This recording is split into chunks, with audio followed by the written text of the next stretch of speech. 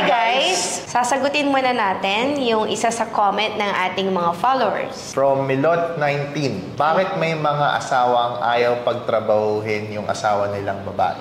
Hindi naman totally ayaw. Nung pinanganak yung mga baby namin, ang gusto ko sana, from baby to mga 3 years old, ganyan, hindi ko muna siya pag-workin. Kasi ang gusto ko, siya yung mag-alaga ng mga baby namin. Kahit sa years na delicate pa sila. Kahit na may pwedeng mag-assist sa amin, or kahit na may helper pa kami. I'm not sure kung may helper tayo that time. Pero as much as possible, talagang hands-on kami sa mga anak. So, syempre, hindi naman pwedeng parehas kaming mag-aalaga. Mas okay na sa akin na siya yung mag-aalaga sa mga bata. Pero later on, hindi naman yung parang forever hindi pwedeng magtrabaho. Siguro fortunate din tayo kasi same tayo ng work, no? Nakikita tayo. Yun naman yung isa sa advantage. We have our own business. So ngayon, may business na tayo, pero during our first baby, nag-work pa tayo. Employee pa tayo. For a few years. Ang akin, gusto ko lumaki yung mga bata na alam nila na nararamdaman ng mga baby na ikaw ang nag-aalaga.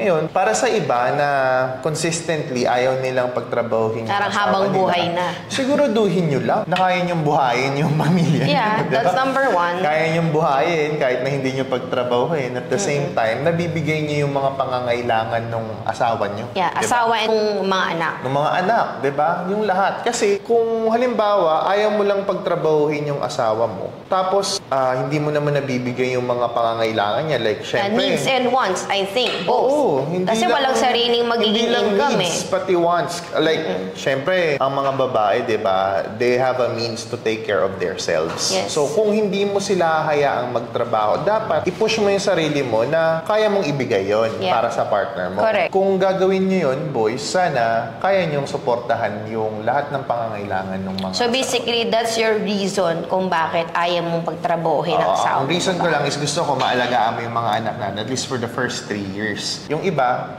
hindi ko sure kung anong dahilan nila. Pero ako lang, yun lang yung opinion ko.